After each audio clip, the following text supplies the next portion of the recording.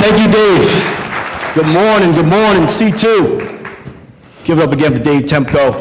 What amazing opening speech, inspiring. As he said, my name is Kenny Phillips. I'm the Senior Vice President at EPM. And appreciate the opportunity to come here and be a partner and keynote introducer for you today. At EPM, we do pride ourselves in being a one-stop lender for our broker partners. We offer various products to make sure we meet all your borrowers' needs, from FHA to VA to USDA, conventional, and even our own DPA program with a forgivable grant.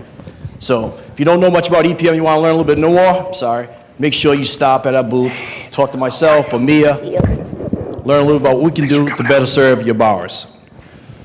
But now it's game time. The guy that you came to see, just an amazing individual. He's trained more than 100,000 people in applying behavioral psychology, neuroscience methods to help solve some of the toughest challenges in sales and leadership. Through keynotes like today, boot camps, and even his own proprietary Amplify course, he's inspired individuals and audiences to take action, and the guy gets results. He's here today to talk to you a little bit about what he does, get you fired up. This guy is focused, he's intentional, and he's always willing and ready to show you how to get it done. Without further ado, your keynote and industry titan, give a round of applause for Rene Rodriguez.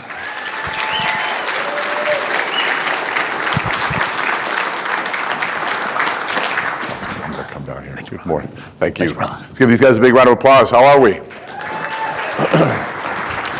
All right. You guys awake? Yes? Good. Well, I've got 1 hour, still 1 hour, correct? Okay, good. We got 1 hour. And I'm not okay with just doing a keynote where I stand up here and I talk to you and we walk away with some adrenaline and we say, well, that was awesome, and then clients start calling and the whole event never happened. I'm not okay with that. I want you guys to walk out of here with an actual skill set. And for me to do that, I want to build something from the ground up with you. And so for that to happen, I need you to follow along with me. But first lesson.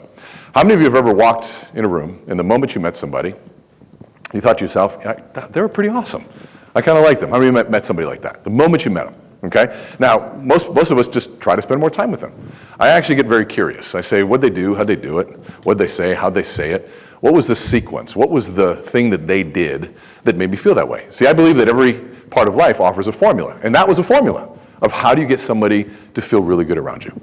Now, how many of you have ever met somebody that the moment you met them, you thought to yourself your life would be just fine if you never saw them again? Show me hands. Okay, good. Yeah, we're all, okay, good. See, most people just avoid that person. I actually get even more curious. I say, what'd they do? How'd they do it? What'd they say? How'd they say it? What was that smell? What was that? Whatever it was, that was a clue that I don't want to be anywhere around them, because the reason I ask those questions is because I never want anyone to feel that way around me. And when you realize that life is giving you clues, life is giving you formulas, and those formulas are found internally. Life is a teacher. Our experience is a teacher. And if we start to listen to that experience, we start realizing that we can navigate things if we just pay attention. And so here is your first lesson. How are you feeling right now? Now, I know that question is probably like, I feel fine. I feel fine. But I want you to think deeper. In fact, I have a rule with all of my clients in my family. There's no one-word answers allowed. Here's why. Anybody here with kids? Right? What do you say when you say, hey, how was school today? What'd you learn? Or how was school today? What do they say? Good, fine. What'd that give you? Nothing. So those are childish answers. I don't want to be an adult giving childish answers. And so for me, it elevates my thinking and my performance to go, okay, and we're talking about a mindset of a champion, because this is the underlying message to all of this, because I think we want to be champions. How many here want to be champions? Show me hands. Okay? Have you guys ever watched a champion or a professional train for their sport? Anybody here ever watched it? What's the one word that separates a pro from an amateur? It's one word in their training. Their intensity. Their intensity. So how many of you consider yourselves pros? Show me hands. 50% of you? Okay, the other 50%, what do you consider yourselves? Let me ask again. How many of you consider yourself pros? I want all hands up. Okay, now here's the last question. When was the last time you trained like one? Okay, we're going to test that today. When was the last time you sweat over a script? When was the last time you stood in front of the mirror and got everything dialed in? And so those are the things we're going to think about, because these are the mentalities of what's going on. And so the first question I say is, how are you feeling? What's the energy in this room? And I'll have you stand up, if you would. Stand up. Okay? And now what I want you to do, as you stand up, is look around the room, and what do you notice? What you should notice is a bunch of pencils, meaning people stand pretty straight. There's not taking much space, not much room. There's no hum in the room. It's pretty silent. And see, this is one of the first things that I noticed, is that it didn't matter how good of an idea you have in this world. If the energy's not right, we're not ready for it. It's a lesson I got from my mother. I lost my mother a year and a half ago, and 50 years ago, she learned this lesson, that if you're dealing with people who their energy's low, it didn't matter. It didn't matter at all what your ideas were. And so we had to fix the energy. And there's your second lesson. We have to get our energy up. And so we're going to do something really simple. And I want you to pay attention to the energy in the room you have right now and afterwards. And all you got to do is shake hands and introduce yourself to 3 people. I'm going to give you 30 seconds. Go.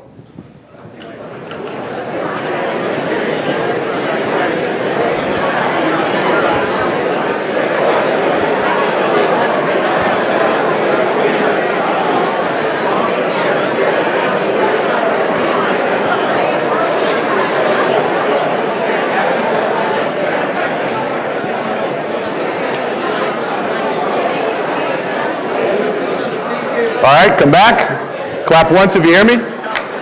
Clap twice if you hear me. And sit down if you hear me. All right. So now, what do you notice now? Speak it up, nice and loud. Energy. Say it with me, guys. Let's all come back. Confidence, happiness, energy. What else? Smiles. What's that? Familiar. How many people feel a little bit better in their space? Right? You know one of the secrets to creating a good experience? It's not about what you say on stage. It's about how do you make the people around you good. You ever been to a baseball game or a football game and you sit around some really boring people? The game sucks. But there's 50,000 people in the stadium, but the whole thing sucked just because of the 3 or 4 people around you. One of the things we learned, if you've ever been to a game, you don't even remember the game, you don't remember who won, it wasn't even a good game, they sucked, but you had some great people around you, and you had a blast. It's because your space was a great place. And so when we start thinking about these things of how do we create experiences that truly elevate everything, these are those little secrets. And so when you look at this, when you notice all of a sudden, look around the room, people are taking up more space, they're feeling better. All of these things that are within our control. What I hope you're thinking about is, how do people feel when they walk in my office? How do they feel when they're on my phone? How do they feel when they get an email of mine? How do they feel when they look at my social media content?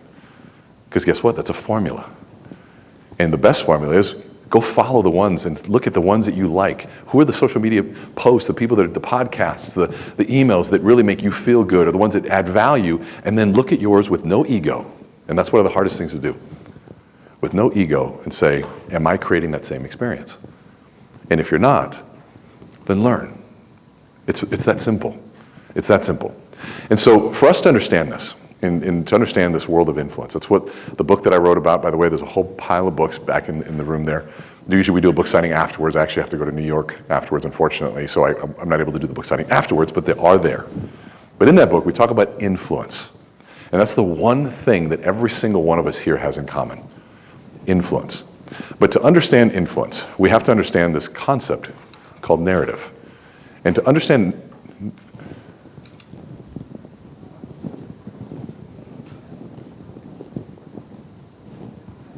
narrative, you have to understand this feeling you have right now.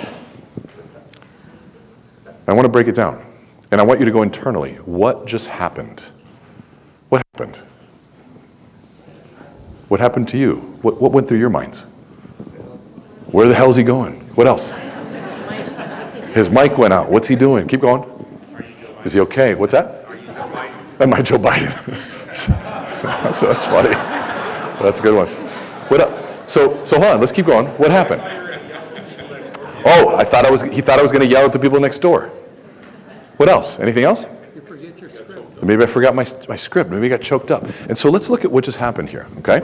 So here I was, sitting in front of the room, and we're part of a narrative. And the narrative is, by the way, and this is the importance of narrative. Narratives are how we construct reality. Follow me on this, and I'm going to say that to you a bunch of times, because once you understand this concept, your life and everything shifts. The way you understand the world shifts. You understand reality based on how you interpret what's going on in the world. It's the second most important job of the brain. First most important job of the brain is to keep you alive. Second is to make sense of the world. And we do that by creating narrative. Rene's on stage, I'm at C2 Financial, everything's good, he's talking about, where the hell is he going? And there was this line of this narrative that was created, and then it just stopped. And you're left with this gap. You're left with this gap. And so what did your brains do immediately with that gap?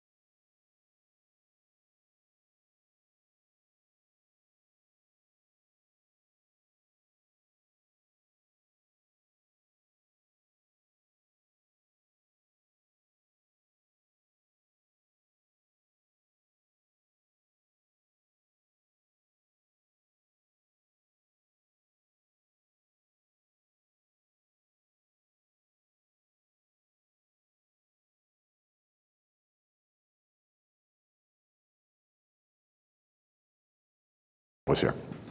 And we show up to the meeting and our CEO doesn't show up. One person says, oh, John didn't show up again? He's out probably buying another yacht. I don't know how many yachts he needs. It's one way to fill the gap. But another person in the same exact meeting says, wait, John didn't show up? Let me see if he's okay.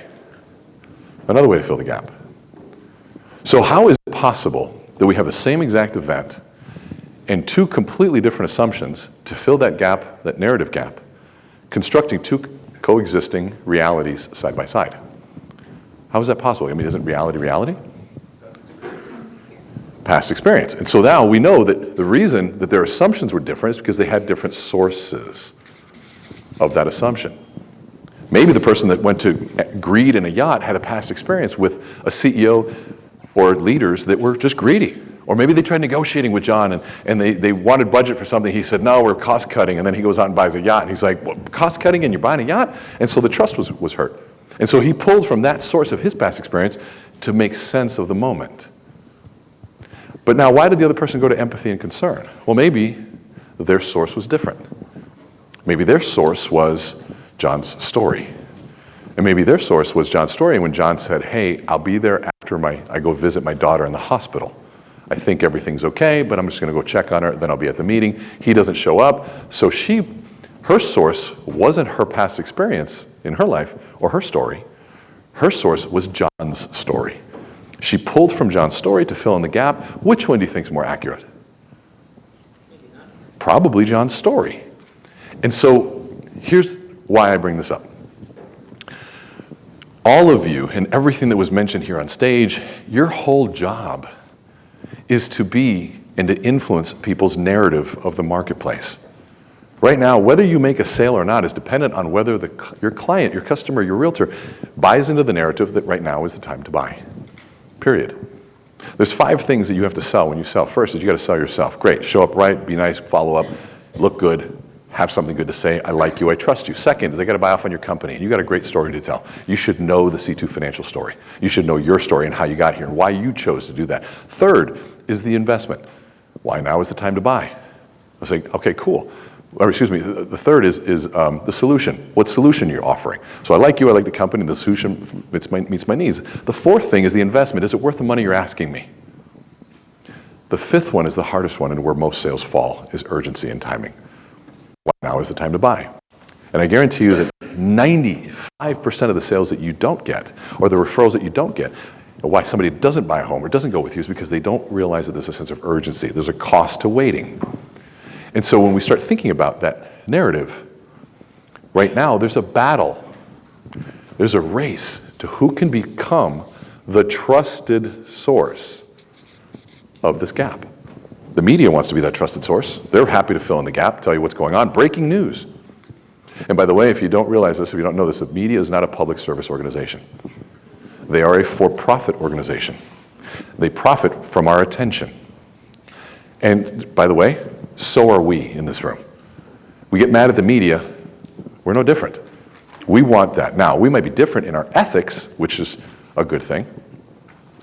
But, and here's the other thing. Somebody was telling me, like, well, I think social media is trash. All I see are big butts, and I see this, and I see that. And I'm like, hate to break it to you, but social media is a mirror. There's this thing called an algorithm based on what you click on and what you're interested in. So maybe you might want to start clicking on some different things, my friend. So, but I digress. Social media can be a beautiful thing. I mean, I see things on magic tricks. I see things on how to cook a steak. I watch lions eat meat. For some reason, I love watching lions eat meat.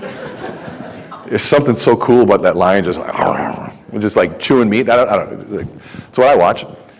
But I also see things on neuroscience. I love my feed. So we are the media right now. But the question is, are you a trusted source? Are you somebody that's influencing? Do you say something and then people say, hold on a second, Bill spoke, let me do that. Let me follow this. In a world where everybody has an opinion, everybody's being a coach, how do you rise to the top in that world? And here's the toughest part.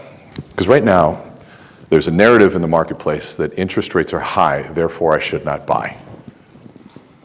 Who do you think created that narrative? Media. Okay, let's test this out. Can I ask an honest question, and can you promise me to give me an honest answer? Yes or no? How many of you posted that with low interest rates during the refi boom? Show me your hands. You're all lying if you didn't put your hands up. Show me hands. Who posted it? Okay. What do you think each one of those posts did? Hey, interest rates are low. That's my value proposition. You should come and buy. And by the way, I don't blame you, because that was an amazing time to make money. It was an amazing time. You had to. But then now interest rates go up, and the posts go, hey, just kidding. Interest rates aren't that important. There's all these other reasons.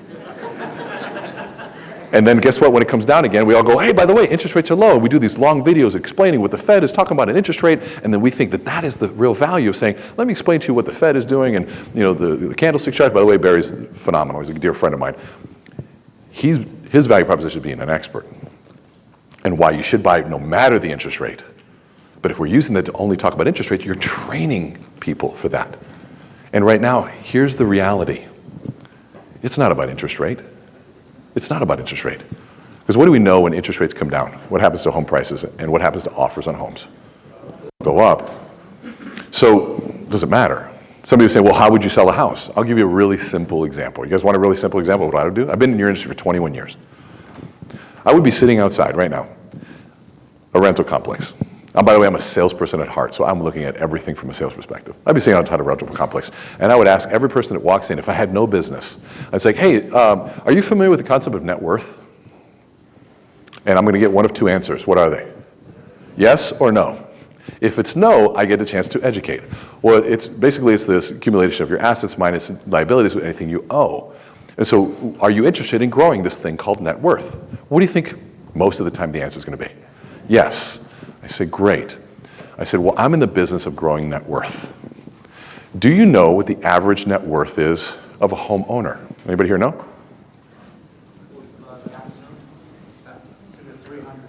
300. I just went and Googled it, right? We're sitting in the back there. I Googled it again just to make sure. It's $396,200. $396,200. And they're going to go, okay, cool. I said, do you know what the average net worth of a renter is? 10,400. 10,400. I think it's 44 times difference.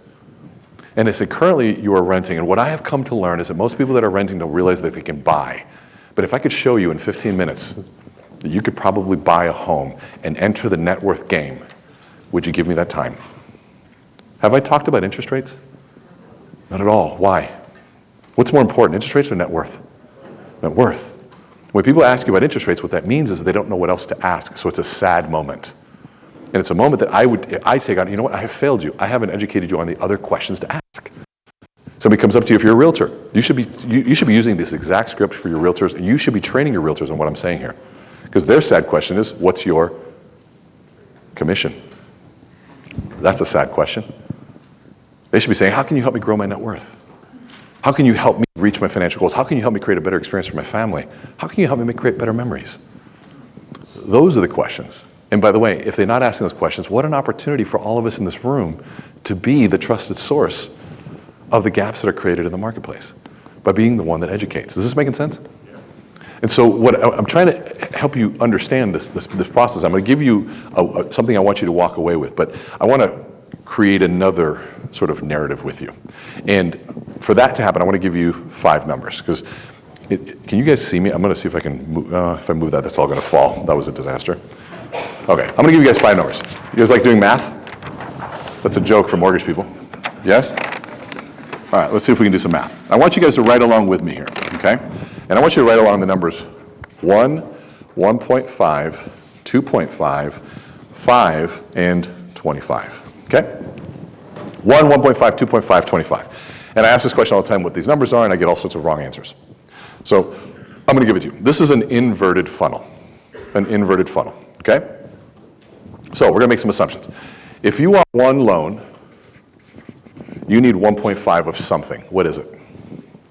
Somebody says leads. Wouldn't it be great if I got 1.5 leads and I close it? That would be phenomenal. It's not. What is it? We're just going to give you the answer, okay? Apps, okay? Because they convert at about 66%. By the way, I've tested this with over 10,000 people. So can you have a loan without an app? Spit on your hand and go, put it there, I got you. Or do you need an app? You need an app, right? So that's called a dependent event. We're gonna learn a little manufacturing right now. So, example of a dependent event, if I want to make this paper, what's the first thing I gotta do? Cut a tree down. Somebody says, I want to make paper. You say, great, go cut that tree down. And they say, well, I don't like cutting trees. Okay, well, you're not gonna have paper. Dependent event. But I want paper. Great, let's go cut the tree down. I don't like cutting trees, it's yucky and sweaty. Okay, well, you're not gonna have paper. But I want paper. Well, go cut the tree down. But I don't like cutting trees. Well, you're not gonna have paper. You see how dumb this conversation sounds?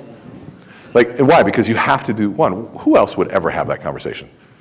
Well, I want more leads. Awesome, there's a phone, pick it up. I don't like picking up the phone. Well, okay, that's great, then you're not gonna have more leads. But I want more leads. Great, there's a phone, pick it up. I don't like picking up the phone, it's scary, they might say no. Okay, great, you're not gonna have more leads, but I want more. Do you see how, I mean, I'm sure we've never engaged in that conversation, right? So you understand that this is a dependent event. And so now, apps come from what? 2.5 of what? Oh, wouldn't that be great? 2.5 leads and I get 1 deal? Man, these are great leads. No, these are meetings. And here's why. You can't get a lead and say, sign this. You get a lead and say, sign this. They're going to say, sign what? Enter, meeting, or presentation. A meeting is a presentation. You have to explain what this means, the opportunity, yourself, the company, the solution, the investment, and why now, this presentation. And so now, a meeting / prezzo, I'll just call it that for short, that converts at about 60%. I have a meeting to explain my value, and the execution of that would be an application, and then about 34% fallout, and I get 66. So what's the value of, what's this next part, by the way? Meetings come from what? You've said it already. Now we're at leads, finally. And by the way, this is critically important. Imagine if manufacturing process got it wrong. What's the first part of getting making a tree or making paper? Well, we gotta make the color. It's like, you forgot about cutting the tree down. They wouldn't have a manufacturing process if they didn't know their process. And the thing is, you know these things intuitively, but I want to get really specific. But you guys, the power-up meetings, when they told me about that, I'm adding this only because of my conversations out there. This is the real work. That power-up meeting that kind of goes in one ear out the other, if you're engaging or not, that's where the real money is made. I promise you, and I'm going to get there, I promise you. So 5 leads, that converts at about 50%. Where do leads come from? There you go. Conversations, talk-tos, same thing. There's 20%. So now, here's the anatomy of how you manufacture a sale. I talk to 25 people, 5 will become leads, half will meet with me, 1.5 will take an appointment, and 1 will close. It's pretty simple. Cool, but not sexy. I want to make this sexy. How many people here would like to make this sexy? Show me hands. Okay, good. Can I say a big yes? Yes. Because I can't see you. I got these bright lights in there. I literally see, like, that's how I look.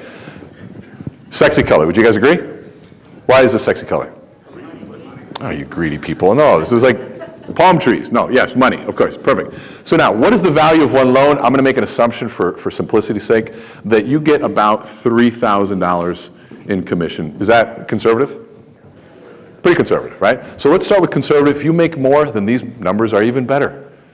So now, we said we never use algebra, but now we're going to use this. We're going to solve for x, and here's x, y, all these things are x. If you know all these information, you have conversion ratios, and you have dependent events, you can now calculate the value of each dependent event. Would you agree with that? Okay, great. So what is the value of an app? Pull out your calculators. Everybody always says 4,500. How can an app be more valuable? It's actually 3,000 divided by that, 1.5, which would be 2,000. So somebody says, okay, great, I do an application, you give me $2,000. I said, no, you give me 1.5, I'll give you 3, because I have to manage my risk and fallout. Pretty simple, right? So what's the value of a meeting? 3,000 divided by 2.5. It's $1,200. $1,200. So now, here we go. The people say, wait, I get paid $1,200 just to meet with somebody? I said, yes. This is why I charge $6,000 per person to do presentation training. Because the ROI on doing a good presentation is through the roof. It's through the roof.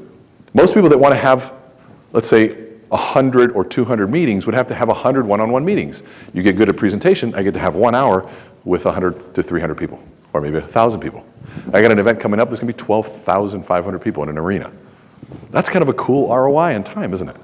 But the only reason I can do that is because I got good at this little part here. And we're headed towards this, by the way. Just bear with me. What's the value of a lead? 3,000 divided by 5, or 50% of that, $600. Pretty simple. So somebody says, you get paid $600 for a lead? I said, yeah. So now, let's do another check. How many of you have ever gotten a lead, put it in your pocket, you get home, you put it on the table, a couple days later, you're like, oh, I got to call that person. Where did I put that? Honey, did you remember that little yellow sheet of paper? You threw it away. What did they just throw away? $600. And so you'd think if you had 5 of these things that are worth $3,000, you'd probably protect them somewhere secure, like maybe a CRM. Now, if you all work for I know you guys, I love the phrase that you guys are in business for yourself, but not by yourself. What a great value proposition, by the way. I mean, give it up for C2 on that one. I think that's phenomenal, right? Let's give it up that one. And so, whatever CRM you have, they say, Rene, what's the best CRM? What's always the answer? The one you use. The one you use. Put it in somewhere safe. And good CRMs, by the way, can make an instant sales and marketing expert by putting an automation to that. To me, I say stay as a salesperson, somebody that deals with people one-on-one, be customer service, automate and write the check for marketing. Because there's a lot of people better than me, better than you, that can do marketing for you. And it can be automated. You can't automate sales in this world. You can't automate the advice. They're going to try, by the way. AI's coming after you. AI's coming after you hard. Here's what I like, though. You're not going to be replaced by AI. You know what you'll be replaced by? Loan officers that use AI. Use it. If you haven't used ChatGPT, please do.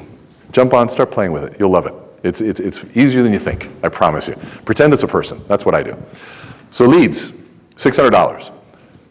What's the value of a talk to? 120. I love that you guys have done your math. I can always tell the people that get this because they start squirming in their seats. Because they start calculating how many talk-tos they could have had during this god-awful presentation Rene is giving right now.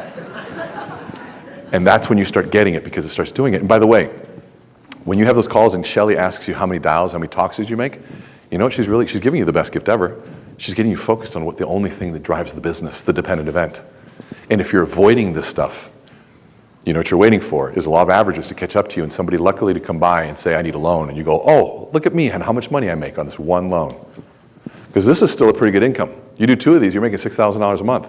And that's better than most jobs. You do 3, you're making over $100,000 a year. And by the way, I know you make more than this per loan. It's one of the downfalls is that you get paid so much per loan that it becomes easy to do good, not trying real hard. Especially in a refi boom where everybody needs it and we confuse income with value creation. Right now when interest rates go up, it forces us to become better salespeople. And trust me, I have gone through it as well. I have to go back to basics, presentation, and doing all those things. And so now, I want to digress for just a minute. I have a little side hustle that I want to do, and it's pretty simple. I need to hire some people to come to my office. I've got a phone and a list of names. You have a really simple job, is I want you to call these people and just say, hey, do you need to purchase or refinance your home? Some have some level of somewhat intelligent conversation about a mortgage. They don't even have to take an application. And every time you do that, by the way, I will give you a $20 bill. You can do it as much as you want. How many people would take this job? Show me hands. Nice and high. Show me hands. Who wants this job? I will hire all of you. Why? Because I'll give you the 20 and I'll keep the 100 that we make from the same exact activity. Here's a better question. Why in the world did you just accept that job? After I just spent 20 minutes explaining that you get paid 6 times that for the same work. I mean, seriously, why in the world?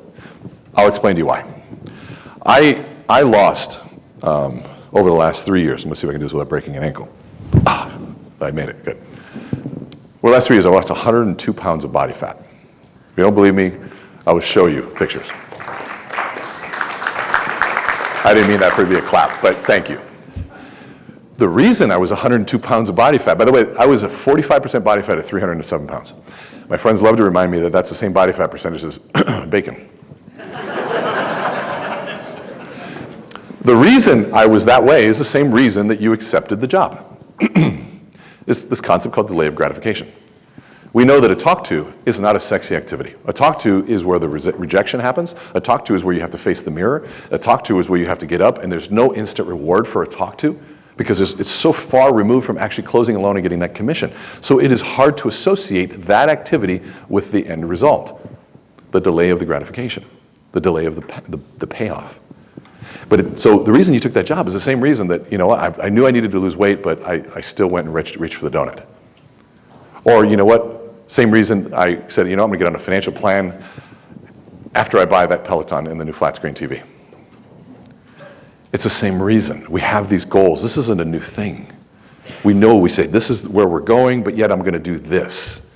And it's one reason and one reason only, is because we haven't associated the two. So the whole purpose of this is to help you go back to a basic, a really simple basic, that it's these activities that generate those results.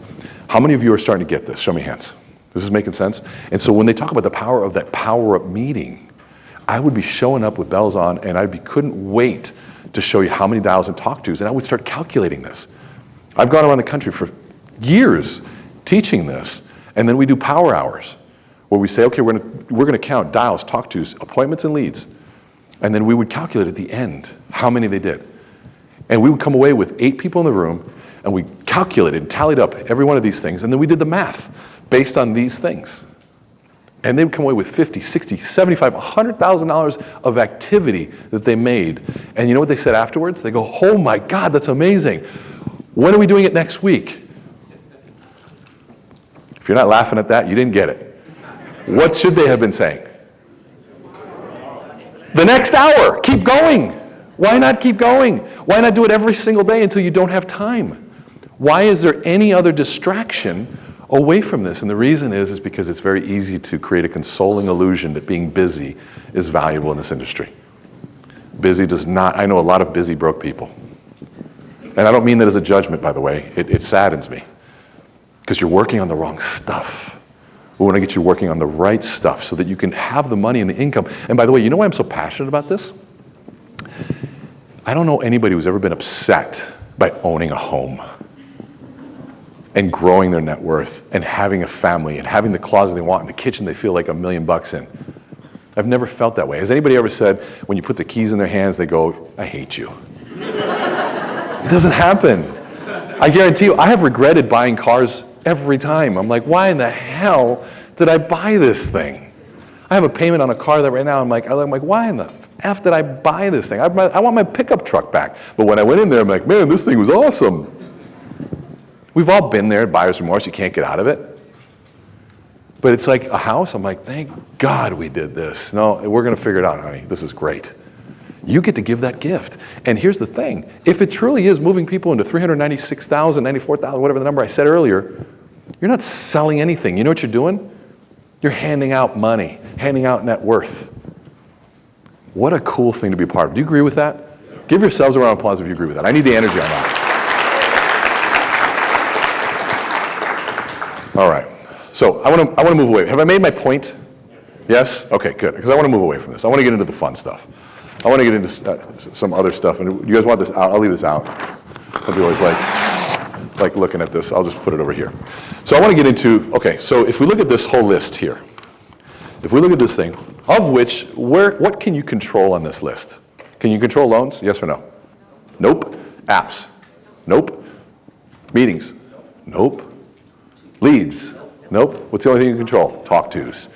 So if I really want to help you, I'm not going to sit up here and say, here's the thing, I'm not going to sit here and say, hey, go generate more leads, go close more loans. It's the equivalent of saying, you go into the doctor's office and the doctor checks your blood pressure, kind of an important metric, and says, wow, Rene, your blood pressure's low.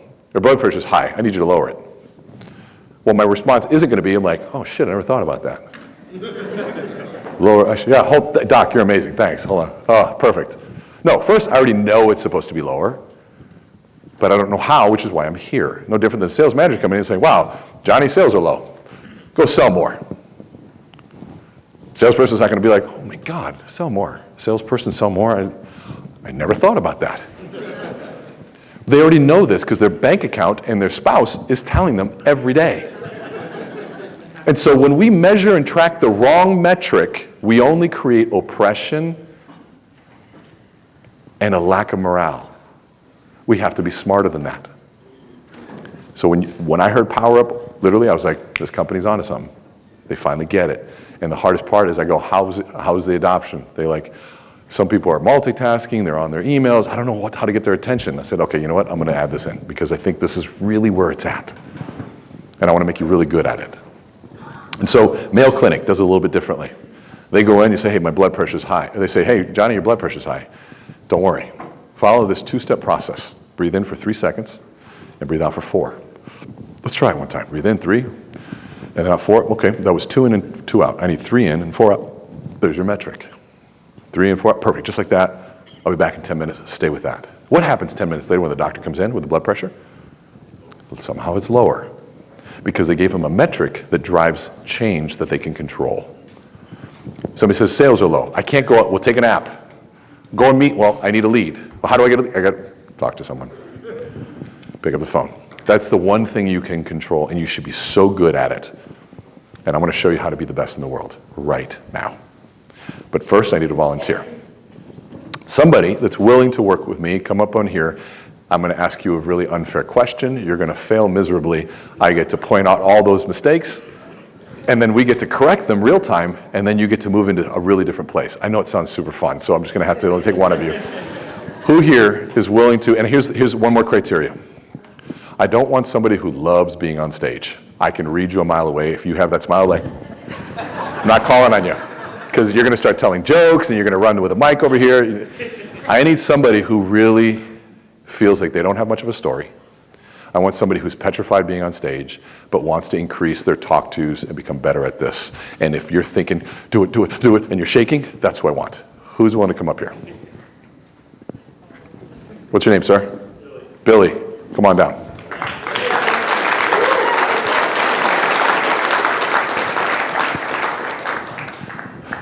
I hope you fit the criteria, Billy. Give him a big round of applause for Billy. Thanks for coming up, buddy. Appreciate you. Center stage, if you would, please. Are you a little nervous? Little. Little. Okay, good. Little's good. So, Billy, if you face the front of the room. It's bright. I know, it's bright, isn't it? It's pretty wild. So, light travels faster than sound, which means we make visual judgments of people, okay? And so when I say freeze, you freeze, sir. Freeze. And so I always look at what's the first things that people choose in presentation. One is proximity, and the second is hand placement. And so Billy has entered the fig leaf position. Somebody's seen my videos, yes.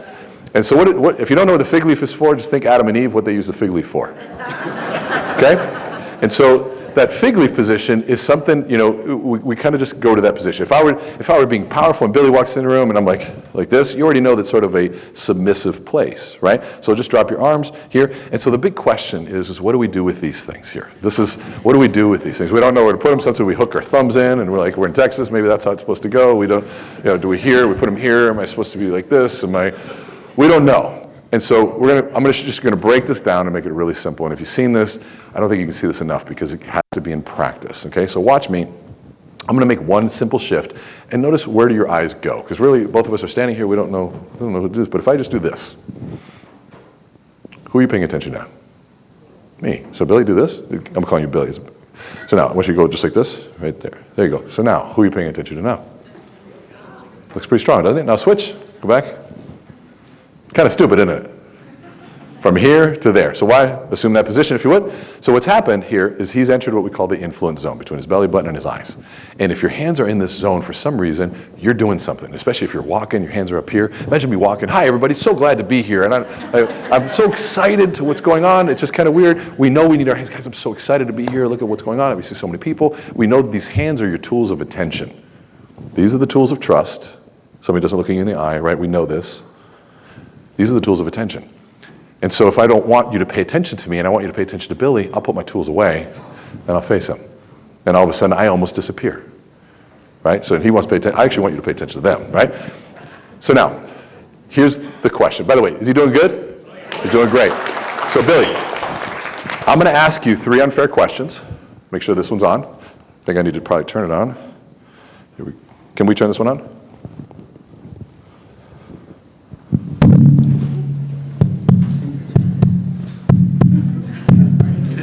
Kidding. All right. So now, Billy, I'm going to ask you 3 questions, and just go with it however you want. And this is your audience. Who are you? What do you do? And what makes you unique? My name is Billy Woodson. I am a loan originator and former farmer. That's what makes me unique. Jumped into the financial institution with very little experience, but 10 to 15 years of agricultural experience. Love that. Round of applause for that. That was awesome. All right. So now, here's how I rate this, because I'm going to love you enough to be really real, because I already know where we're going with this, and I'm so excited. This is going to be a fun one. I rate your influence and presentation on a 1 or a 0. A 1, you're moving towards more influence, and a 0, you're moving away. And if it was a or if you feel bad for them, it's a 0, right? What would you rate that, 1 or a 0? 0. Perfect, 0. You guys agree? Tell me, 0 all at once. Okay, good. That is the way you love somebody, when you give them honest feedback, by the way. If you were to ask that in Minnesota, everybody would be like, oh, it was great. And Minnesota Nice comes out, and afterwards, did you see him on stage? So, Billy, by the way, and you have something so good. But even though I gave it a 0, how many you saw nothing but sincerity in his voice? Right? That is really hard to train. Trust me. I have done this with, it's not 100,000, we're up over 250,000.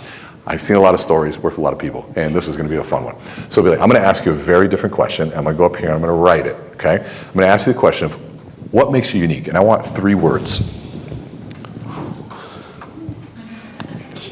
No pressure. 3 words. I am the 4th. So I want, so being a farmer, unique. so let's go, so it's like hard work, things like that. It's like, what are things that? Grit. Grit? Ooh, I love that, okay. And? Desire and ability to overcome. So perseverance? Yeah. Okay, keep going. Genuine passion. Genuine. I'm going to call it genuine and then also passion. I'm going to give you 4 words. So now, would you agree that these 4 words are closely related to your values? So being somebody who's perseverant, have grit, passion, and genuine. Yeah. Perfect. So now, look how quickly we got to his values. I think that's, if you've ever done a values exercise, it can take weeks, if not months, to figure out. We did it in seconds because we asked a different question. So now I want to ask you another question. Which of these speak to your heart the most? Passion. Passion. Perfect. Now, here's what's really cool. Since we know it's related to his values, we can use a little bit of science. And science says that our values are formulated between the ages of 9 and 13. It's a really critical period in that time period. So these things didn't just happen recently, did they? You've been that way your whole life, haven't you? And so now here's what's cool, sequences we talked about. He can't just come up and say, hi, my name's Billy, and I'm a perseverant, gritful, passionate, genuine individual, and you should do business with me. It doesn't work, does it? But we're going to show you how it does work. So Billy, what I want you to do is, since this value was set between this very critical period, I want to know who was around during that time and what happened. Who was around and what happened? And that'll trigger one of two types of stories. First is what we call a lighthouse story. Somebody was the lighthouse for passion, for grit, for perseverance, and for being genuine in his life. They showed him the way, and you followed. What a lot of us have is the opposite of that, what we call a foghorn. Somebody who was not there. They were not passionate, they were not genuine. They didn't persevere, and they didn't work that hard. And so for passion, who was around, and were they a lighthouse or a foghorn? Lighthouse. A lighthouse. Do you notice how clear he was about that? Learn to listen to clarity and voice. So what I want you to do is we're going to start over, and I want you to tell me a story about somebody that was in your life between the ages of 9 and 13 and how they were a lighthouse for passion. Who was it? My dad. Your dad. So tell us a story about Dad and how he was a lighthouse for passion, please. And you can tell your audience. Yeah. My dad is one of those guys that when you meet him, he was talking earlier about walking in the room and feeling that's someone that you want to know, you want to learn more about, you want to be with them more. That is absolutely him. He has this ability to break down all walls, comfort you, and you could have just met him. You will open up and spill your heart to him.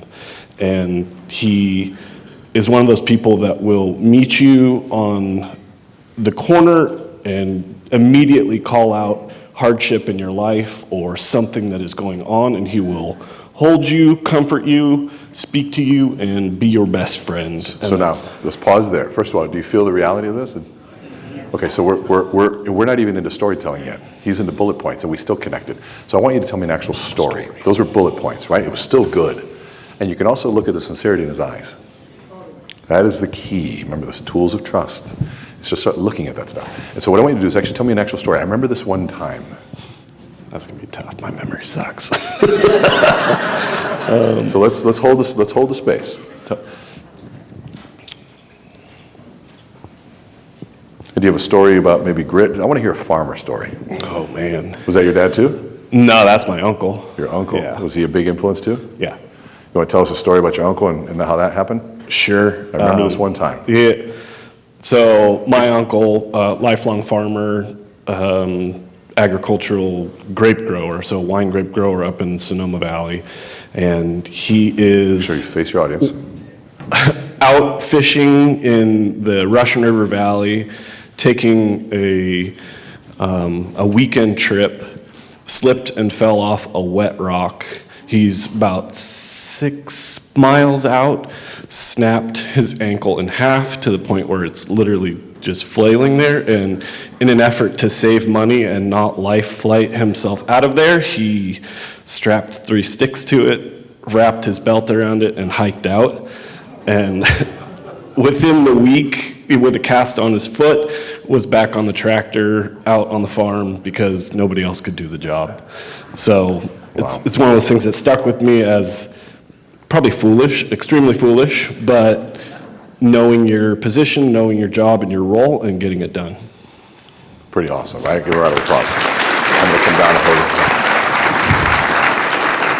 it. So now, how many of you are connecting to Billy? Show me hands. Look around the room.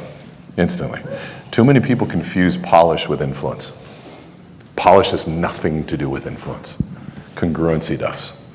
Vulnerability does.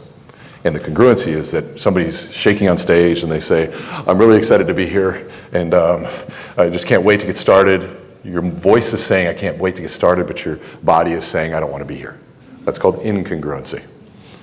But if you're shaking on stage and you tell a story and you say, you know, guys, being up here is not easy for me, but I wanted to share the story because it's important, you immediately trust them because it's congruent, not because they were polished. And so I want you to really, really hone that in. I do this 239 days a year. I've been doing this for 30 years. My polish just comes from practice. But you don't need polish to be able to do what he's about to do. okay? So now, remember the first question we asked him, who are you, what do you do, what makes you unique? And he said, hi, I'm Billy, and this is what I do, and this is what makes me unique. And they were like, okay. And now all of a sudden he tells a story about his father and the passion that he was, and we believed him, and now we start to hear about his uncle. Are we starting to get to know the makeup of this man? Yes or no? Yes. And so now he has set the tone for influence to happen. He has tilled the soil of your soul so that you're open for an idea. You'd never plant a seed in cement, would you? No. Why? It's not going to grow. It's not going to grow. But yet we plant seeds of ideas in people who are cement. They're not ready for these things. They're not listening. And by the way, I don't blame you. I don't listen either unless somebody actually engages me. It doesn't make us bad people. It just makes us human. And when we understand there's a sequence to this, and the way you till the soil of the soul is through story. That is the key. And so now we are open to hear whatever this man has to say. And so I'm going to give you a phrase. The reason I share that with you is, and I'm assuming that because of who your father was and your uncle, you bring every bit of those attributes into each one of your client engagements. Is that true? Absolutely. Absolutely. And so what I want to tell you, I want to share you, is I want you to do this. I want you to say, the reason I share that with you is, and I want you to connect those dots for us, okay? But I want you to do something. Try that, and I'm going to pause you afterwards. The reason I share that with you is... So pause. The reason I share that with you is versus, the reason I share that with you is this. Okay, I want you to take 3 steps in as you time that statement. Raise your voice a little bit lower and make it a little bit deeper. Find that farmer inside of you, right? Take a deep breath. Hold on, wait. He's ready. Racehorse. Love this guy, right? Racehorse. All right, so now take a deep breath in, and I want you to think back to your father and to your uncle and represent them through your tone, represent them through the story, because they are a big reason as why you are who you are. And say, the reason I share that with you is, and I want you to tie it down to why you do what it is you do. Yep. The reason I share that with you is that having passion for what I do and a passion and understanding of how you are going to get the things that you want to get, I am willing to work hard for you and ensure that you are getting the best for what I have to offer. Wow. So good. Is that response? Is that a 1 or a 0? 1. You see the difference between the previous, right? Let's go one more level up. We're going to add a phrase to that. Because he said, I'm going to be doing these things in the same way that my uncle and my father taught me. And imagine that full circle connection. I want you to add them in at the end in whatever way you want. The beautiful thing, are your father and uncle still around? Uncle is not, father is. Uncle is not, father is. So one of the, you can tell that the legacy is there. St. Augustine had a great quote. He said, to live a life worth, the key to immortality is to live a life worth remembering. Is to live a life worth remembering. And for me, one of my goals is those people who affected me that are no longer here, my mother being included, the way that I keep her alive is through her legacy and being able to tell her story. And you get to give that same gift to your uncle. And I want you to give it with that passion because you love what you do, don't you? Yeah. Absolutely. So tell us, the reason I share that with you is take 3 steps out. I want you to own this audience. And I want you to tell us why. Raise the voice, lower it at the same time. The reason I share that with you is my goal in life is to share the legacy of those who have affected me most and to be able to present and offer that love and support to you.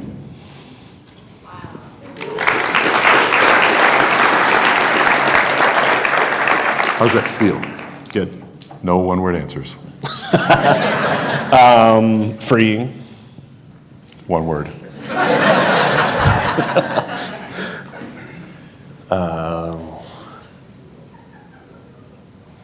All I got is 1 word. No, what does freeing mean to you? It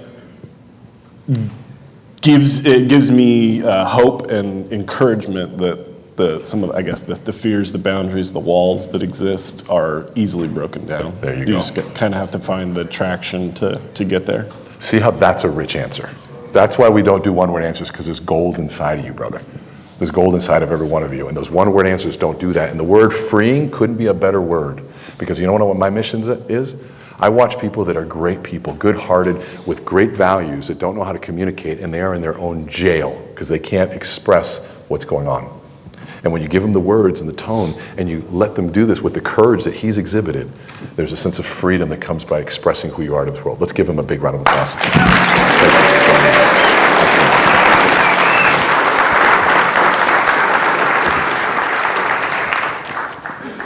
5, correct? That's perfect. That's all I need.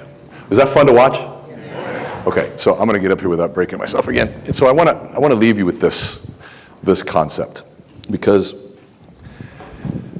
any way you slice it, everything that we've talked about in here today is exciting now. How many of you feel a little excited to get started, make some talk tos, and tell your story? Show me hands. Okay? This is a fleeting moment, sadly. I wish I could say you're going to feel this way tomorrow. I wish I could say that you're going to carry this momentum out of here. You're not, unless you make a commitment to see things differently, to do a new narrative. And so I want to give you a way to re-narrate the reality of after this, because I want this to stay with you. I had a conversation with my son, and he was saying, we were talking about what's the goal of life, the meaning of life. And he said, well, Dad, isn't it to be happy? And I said, well, son, if your goal in life is to be happy, I'm sorry, you're going to be sorely disappointed. Because most of life is not happy. And I said, and I think that's okay. But if we pursue happiness, you're going to fail. And the reason is that happiness is fleeting. Happiness comes and goes. Every once in a while, life comes along and says, here's a little ounce of happiness. And then it's gone. And so when we think about happiness, I want you to think about it in terms of dopamine. Okay? We'll shorten it for dope over time. And dopamine, a lot of people think is the reward hormone. It's what we get for doing good things. It's not. It's actually secreted in the anticipation of reward. It feels great. Like if you ever see your favorite food, you haven't consumed it yet, you see it, you get excited, that's dopamine. Dopamine is the thought of a vision, or maybe we set a big goal. Let's say you want to get a beach home, right? What happens to our dopamine levels? They go up, and we grind and we grind and we grind because we see this, and then we achieve the beach home. All of this is grind and all of this is suffering, and we get the beach home. What happens the moment we get the beach home to dopamine? Plummets, boom, below baseline level. And so what happens, we grind, we have this vision, we go out there, we're going to make these promises, we get the beach home, we're like, look at honey, we got this thing. Go to the laptop, open it up, and start searching for the next one. Because why? There's no more dopamine. So maybe we just need a bigger beach home, right? Okay, let's go. Bigger beach home. Let's go, baby. Right? We go after it, and then we're back in the game. We're starting to feel good. Grind, grind, grind, suffering, sacrifice. Boom. We reach it. Well, that wasn't it. Well, maybe we need the Lambo. Nope, that wasn't it. Well, maybe we need. And we spend an entire lifetime searching the dope. Only to come to realize that it's a promise that never delivers. We suffered, we sacrificed for this moment. It was gone. 30 years ago, I held my first Chief Executive magazine. And I said to myself, if I could ever be in this magazine, my life would be set. It's a magazine of CEOs, all of which could hire me. All I got to do is be in this magazine. They're going to see me and they go, we need that guy. Well, 6 months ago, I was in Chief Executive, Fast Company, Forbes, Fortune, Men's Health, and somehow Maxim. I don't know why. All of them. A few others. Inc. magazine. And I remember holding Chief Executive going, oh my God. My wife, I'm like, honey, look at this thing. I made 30 years ago, and I'm like, a little tear in my eye. I'm like, this is amazing. Why'd they use my fat photos? The moment was gone. Happiness. 30 years for that? It was gone. Because it wasn't about that. It was the pursuit of the 30 years. It was the pursuit of the grind, and then looking back at the people that we had helped. Because here's the reality of this. All of this right here, this time in between the happiness, all of this stuff in red is suffering, sacrifice, and grind. Which really means all of this time, which another way to understand time is really our life. It's the only way we measure time, is that life is this red is suffering. And so why in the hell would we want to suffer? I know exactly why, and you know why too.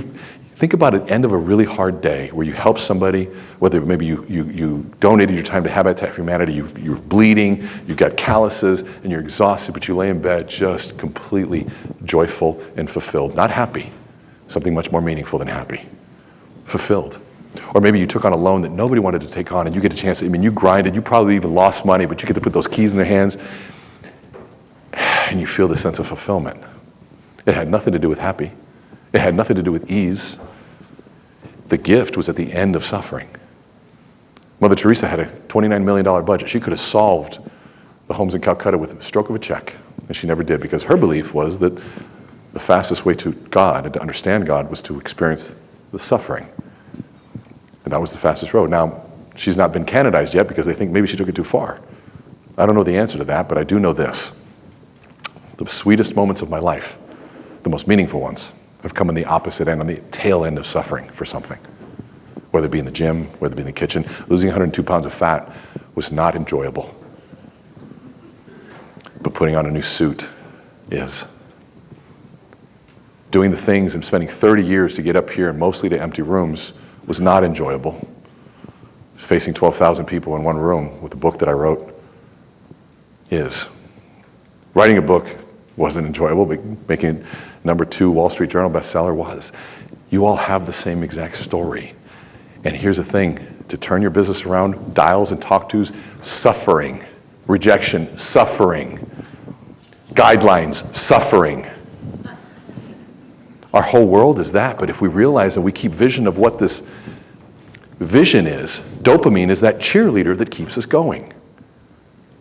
And so we have to embrace suffering and start reframing the fact that life is that way, and thank God it is, because it gives us context, it gives us contrast, and it makes us more compassionate. And so what I think is the answer to life and the meaning of life isn't about being happy. The goal of life is to be of use, to be of utility. So when someone else is suffering, that you can be there.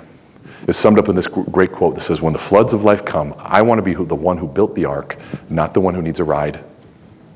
And the only way you built your ark, that ability to serve and to be there, whether it be writing a check, a lending hand, the suffering you engaged in was reading books so you have words of wisdom, a hug, whatever it is, it came through your suffering and sacrifice and your hard work to be there for the moment that somebody needed you. And that, my friends, I believe is the goal of life. So I wish you this as we end. I wish you a life of beautiful suffering. And to enjoy every single moment, as long as you remember that the suffering is for the service of others. I promise you, life will change. Go out there and talk to people, convert those talk-tos into leads, meet with them, present like a madman, just like Billy did for us, so you can convert those into applications and grow people's net worth. Thank you so much.